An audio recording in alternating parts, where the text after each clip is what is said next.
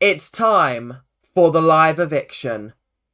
Felicia versus Kirsten.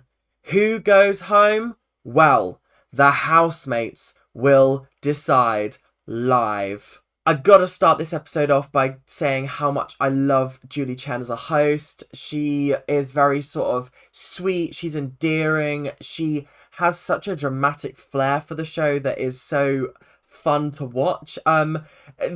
The show can be a bit awkward with its sort of transitions to breaks at times. I think that's something that the UK version does a lot better, is there's a lot of dead air sometimes around coming going into breaks and coming back from breaks. But aside from that, I think Julie is just such an incredibly great host. I think her name is Julie Chen Moonves, actually. Because obviously I've been watching the older seasons and she calls herself Julie Chen, but then she became Julie Chen Moonves because she added her husband's surname. I don't know. I don't know the exact sort of facts behind it, but all I know is that she is an incredible host and I do love her. So let's talk about the post-veto meeting discussions. And as we learned from the last episode, Hisam had won the power of veto but decided not to use it, leaving Felicia and Kirsten up on the chopping block for the eviction. And I gotta say, I think that was the smartest decision that he could have made for his game.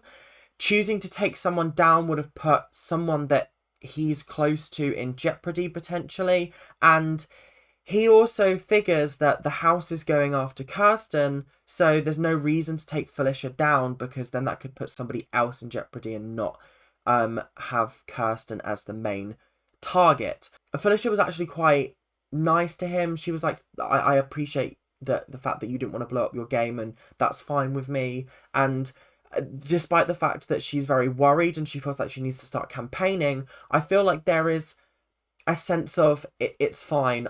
It's a difficult position to be in. She's not harboring any ill will towards him, which I think is lovely. Later on, we saw America talking to Kirsten and starting to really sympathize with her, and it started to raise some worrying questions about whether Kirsten would actually be the intended target for this week.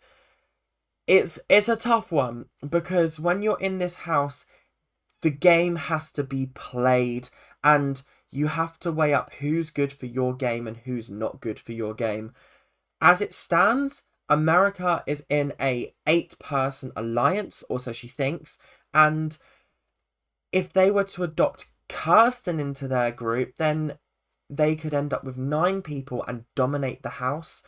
But equally, is Kirsten good for her game? She thinks so, because if they save Kirsten, then Kirsten would be kind of indebted to them. But I don't know, it's a difficult one to juggle. I didn't like the fact that people were starting to question whether they wanted to get rid of Kirsten, because I'm very much sort of, I like Felicia, whereas I don't feel like I've gotten as close to Kirsten. So I don't know, it was a tough one to sort of weigh up in my head, but it started to worry me when America started talking about getting rid of Felicia potentially. So on the back of the previous episode, we learned that there was a brand new alliance in addition to the handfuls, and that is the Bye Bye Bitches, and they have grown even stronger by expanding into an alliance called the Professors. Now, this was all spearheaded by Hisam, because he is aware that there is a 8-person alliance in the house made up of the younger people, and the older people need to stick together, because otherwise there is no hope in hell of any of them making it to the finale. He was sitting there, there's already 5 people in this group, and then Hisam joins that 6, and then they were going to get Red, and I think... Oh no, they were going to get Red, and then that would make the 7 up, which I think is a fantastic idea. Essentially, you've got, if we exclude Jared, you've got a 7-person alliance in the handfuls and another 7-person alliance, potentially 8 if Jared stays loyal to his mum, that could dominate the house. And then obviously there's just Kirsten and Luke, but we'll get on to Luke a little bit later. So I think this is a very, very interesting strategy and opportunity. The older people are generally the first people to get kicked out, so it's nice to see that they're very aware of that and they're wanting to rectify that by starting to target the young people. And I think this makes for fascinating TV. The more strategy, the more gameplay, the more sort of different backstabbing elements there are, the more interesting this season will be. Okay, it's time to talk about a potentially sensitive subject, and it involves the ejection of a housemate from the house. They've been removed from the house for reasons that I'll get into a little bit later, but let me tell you where this all stemmed from. Kirsten has been feeling very, very alone in the house. She's been feeling quite isolated. We've been seeing a lot of shots of her on her own.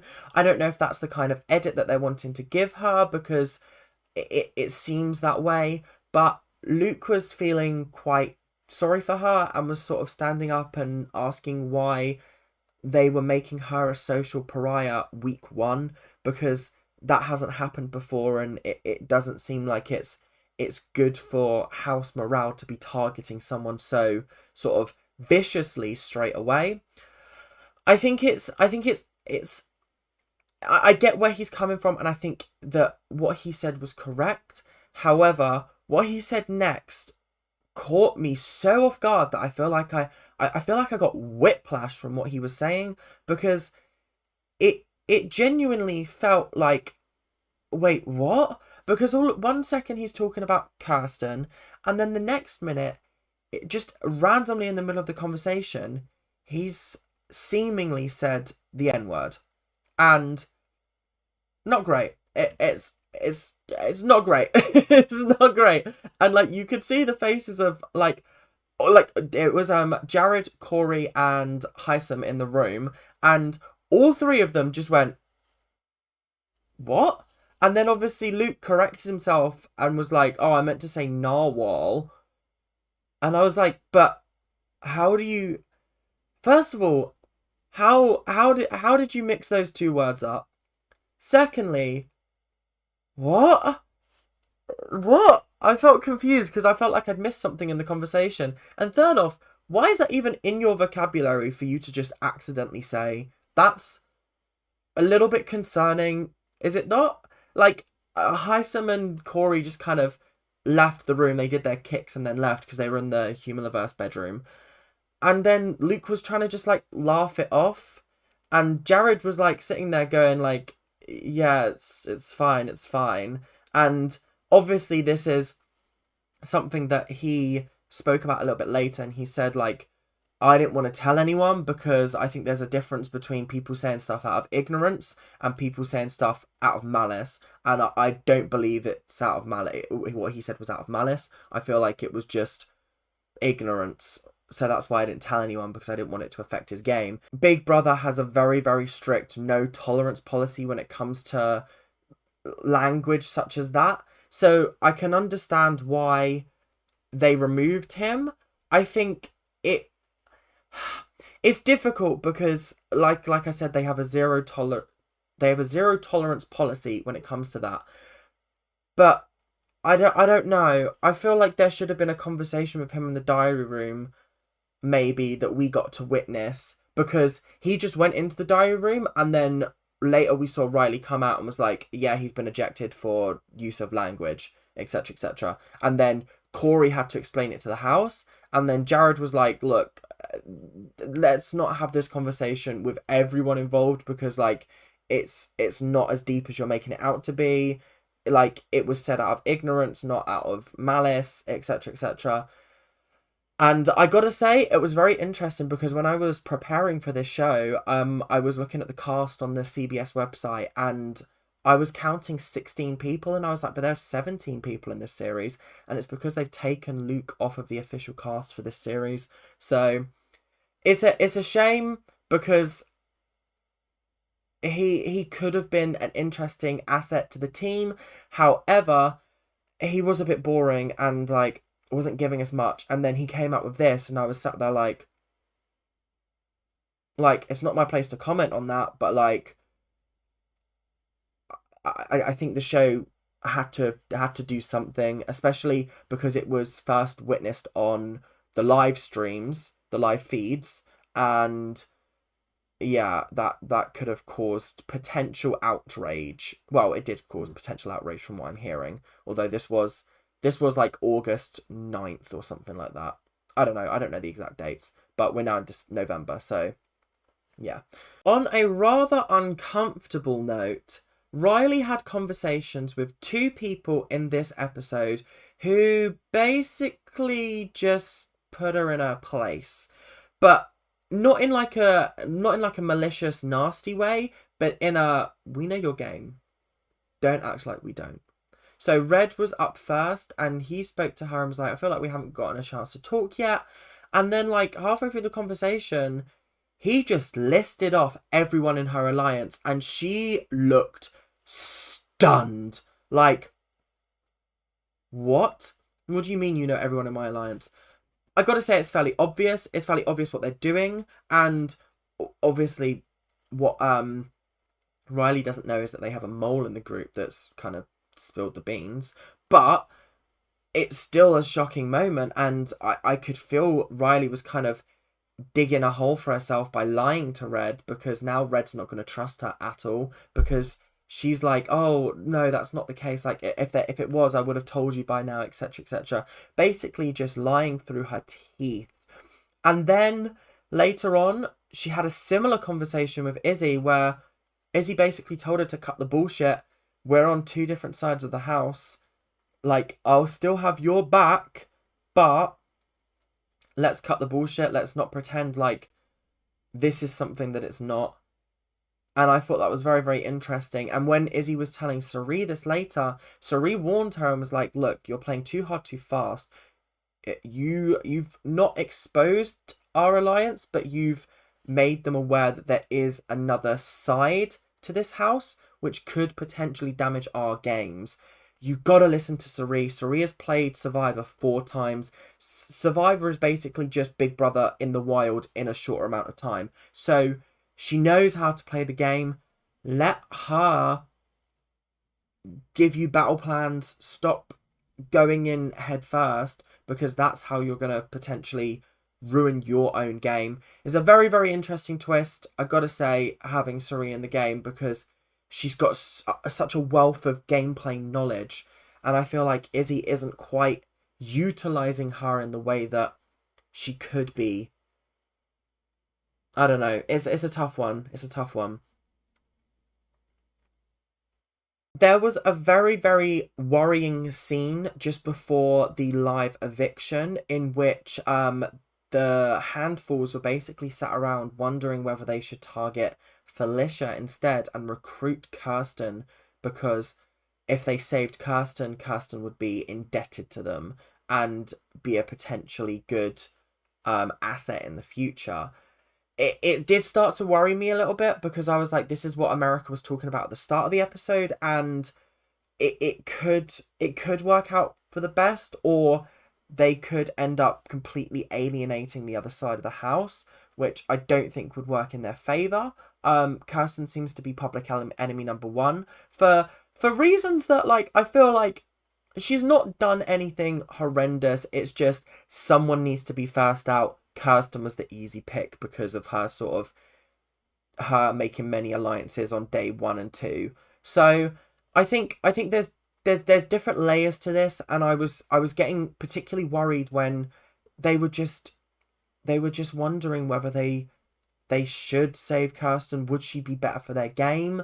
Because at the end of the day, they're not voting off who they dislike in the house. They're voting off who is going to be beneficial to the house and the house's game, and my game as well. That's what it's going to come down to eventually. So it's time to talk about the live eviction, and Julie Chen Moonves, she talked to the house. Kirsten and Felicia gave their speeches. Kirsten's felt a little diplomatic and a little bit sort of like she'd thought about it for a lot longer than Felicia. It seemed a bit more impersonal and sort of like, I will do this for you if you save me. I will do that for you if you save me.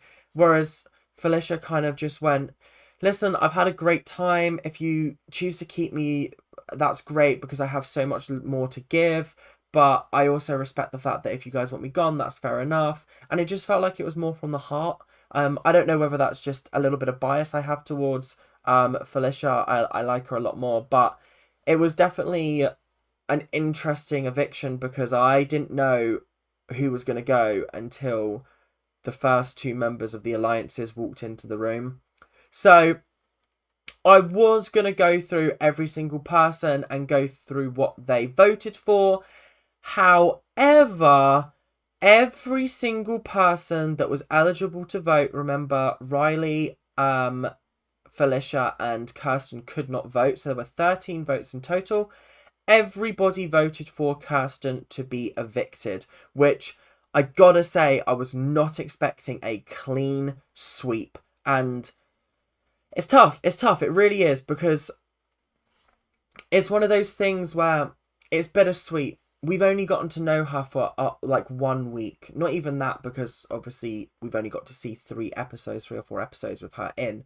But I think she was the right pick. Out of the rest of the house, obviously excluding Luke, she was the one that I felt the least connected to. Like, there wasn't as much connection with her.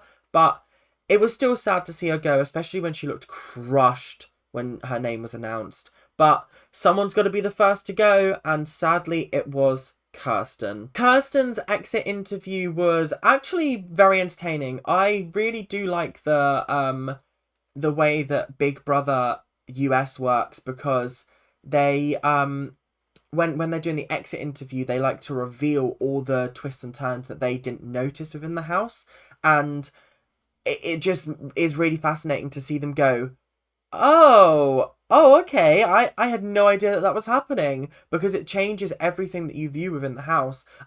First of all, Kirsten was quite shocked that she had been evicted, because she felt like she had made genuine connections with people in the house, and they had been sort of reassuring her, no, we got your back, we're here for you, we're going to save you, don't worry.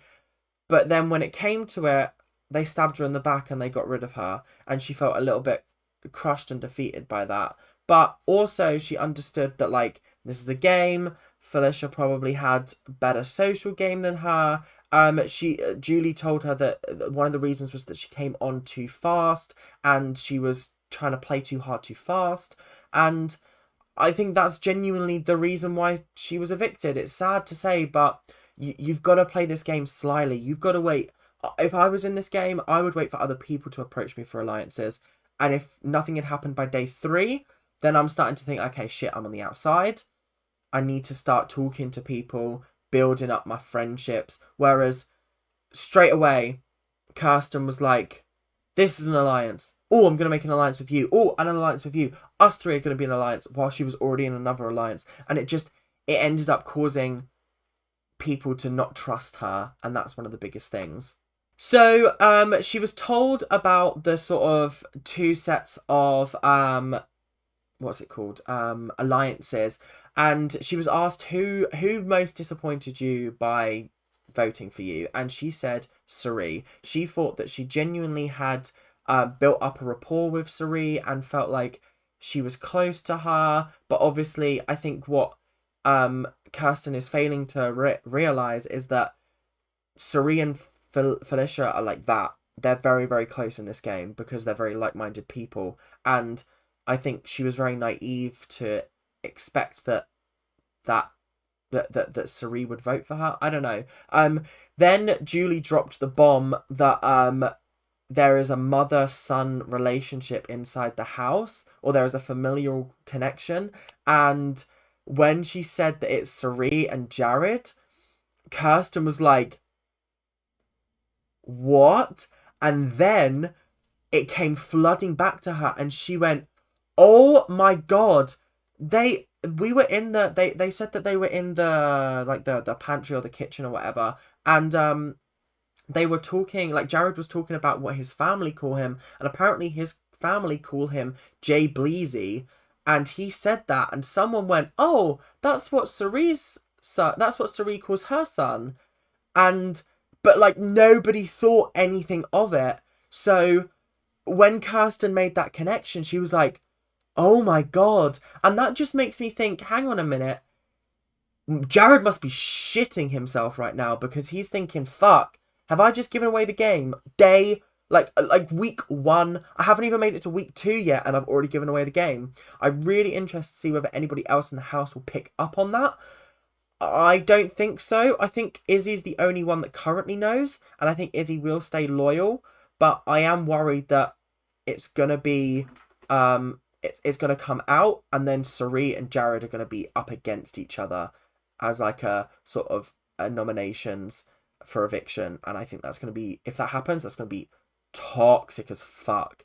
But either way, it'll be very, very entertaining to watch. So that is all for our episode today. Kirsten's interview was very, very entertaining. Gave us some interesting insights into how she was thinking inside the house. I gotta be honest, I have no clue how the rest of this game is going to be played. It basically all hinges on who wins head of household, who they put up, and whether the power of veto is won that week. Because anybody could be up at any time. Genuinely, anyone could go home. It's not like there are firm sort of this person's going next, this person's going next. It's not as predictable as, say, the UK version, where you can kind of work out who's gonna go week on week based on sort of public reaction. So thank you guys for watching. I will see you guys tomorrow or the next day, Thursday, for another video. Thank you guys for watching. Keep on ranting. Bye now.